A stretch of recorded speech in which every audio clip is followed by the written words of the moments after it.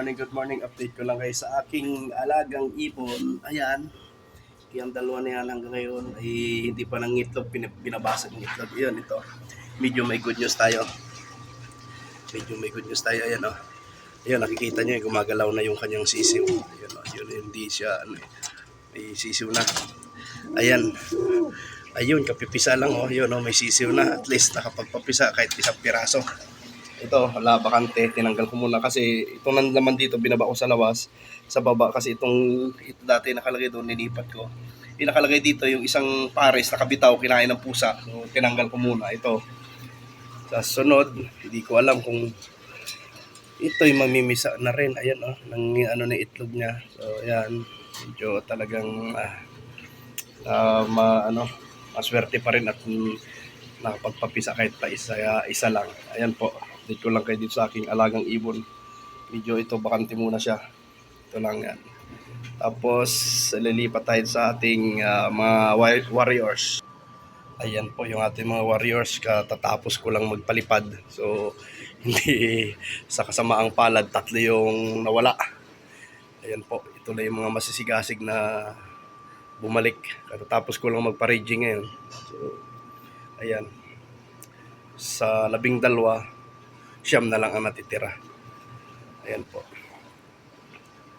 Ayan, ito yung isang hen na nasa baba na kinain ng pusa yung kanyang pares. Sinama ko muna siya dito para makapag-relax siya. So pag nakakauli ako ng lalaki, papares ko ulit yan. Ayan po yung mga ating mga ibon na ano. Ayan o. Ayan po yung mga ibon natin na katatapos lang lumipad. Nasa siguro 45 minutes din sila ngayon. So malulungkot. Ayan. Nabawasan ng 3. So sabi nga ika nga, normal yan sa pag-iibon, matirang matibay sa kanila. Kung sino yung matibay, ay di siya yung pwede nating ilaro. Yung mga nawawala, wala na, talagang reject yan. Tatawag na reject kasi sumasama sila sa mga ligaw na ibon. Marami kasing ligaw na ibon dito. Ito, yung mga ganitong bumabalik sa kulungan, yan yung pwede nating ilaro. So mabibilis naman silang pumasok kasi pinapalipad ko sila ng gutom.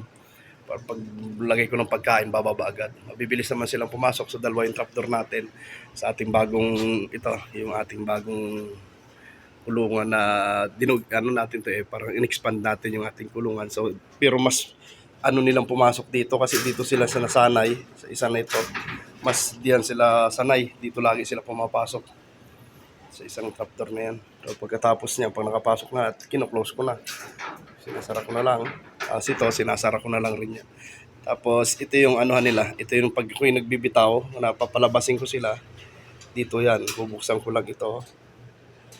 Yan, bubuksan ko lang yung pintuan yan. Lalabas na sila dyan. Yan, lalabas na sila. So, yan. Dito lalabas. Pagka nakalabas na lahat, sa ako pag isasarado to,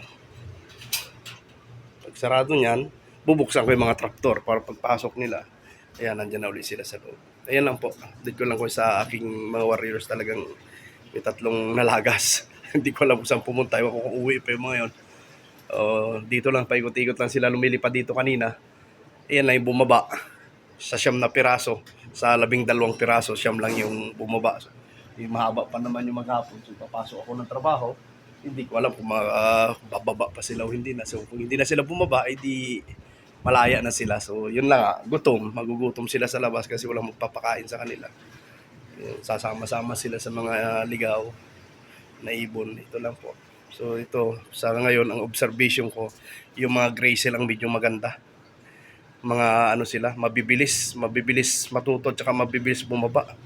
Yung grizzle, ito lang medyo pasaway dito. Yan yung isa na yan. Ito pinaka mabagal. Nasa loob na lahat yung ito yung nagtatatambay sa sa taas. Ito medyo hindi ko muna bibitawan niya sa sunod na araw. Kukulong ko muna na matagal.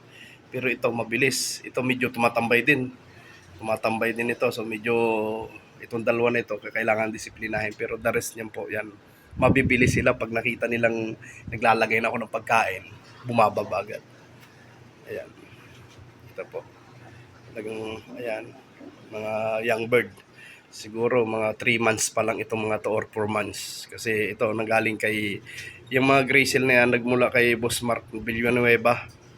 Ayan po, nanggagaling po sa kanya yan. Itong mga, ano na ito, itong color na ba nito, at saka yung checkered, at saka itong blue bar na yan, at saka itong isa yan, yung isa na yan, galing kay Rogos Bogos. Sa kanya naman ang galing, at saka yung tatlong hindi bumaba, sa kanya rin ang galing yun, yung tatlong hindi bumaba, sa kanya rin ang galing. So ito, galing rin po yan kay Boss Mark Villanueva.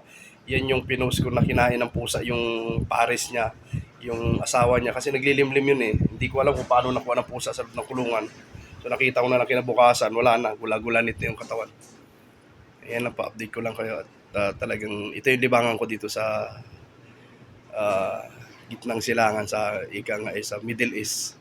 So ito yung pinaka pagka pagod ka, yan, nandito lang ako. So dito na lahat sa likuran ng bahay, dito ko na ginugugol yung oras ko. Nililinisan ko yung mga paikot niyan hanggang doon. Dito na rin ako nagsasampay ng damit ko sa kasi nandito ito, may upuan dito pagka umaga. Dito ako ngayon dito ako naupo. Dito ako nagkakape. Tapos nakaharap ako sa mga ibon. Ganito lang yung pwesto ko, nakaharap na ako sa mga ibon na ganyan.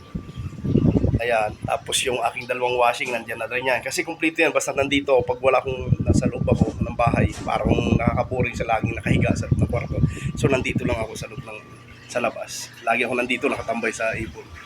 Ganyan yun yan, dalawa na yan, may sisiw yan na yung kanina may sisiw. So yan lang po, libangan ko lang dito. So kaysa iba yung mapaglibangan natin, i-focus na lang natin yung oras natin dito at saka sa ganitong paraan at saka sa ating pamilya. So yun lang talaga. Mas mabuti ng mag-alaga ng ibon kaysa naman iba yung alagaan natin o iba yung gawin natin. So ito nakakatanggal talaga ng stress. Kasi mula pagkabata, ito na yung libangan namin sa probinsya namin, pagkaiipon. So ngayon hanggang dito, nakakita ko ng opportunity na makapaglibang sa ibon, at the same time makapaglaro din sa karera dito. So yun, talagang ayan na. Yun talagang ito yung aking pinaglilibangan dito sa Saudi. Ayan po. Maraming salamat po sa nanonood at ako'y nagpapasalamat ng lubusan sa aking mga followers, talagang sa mga supporter, sa mga sulit po.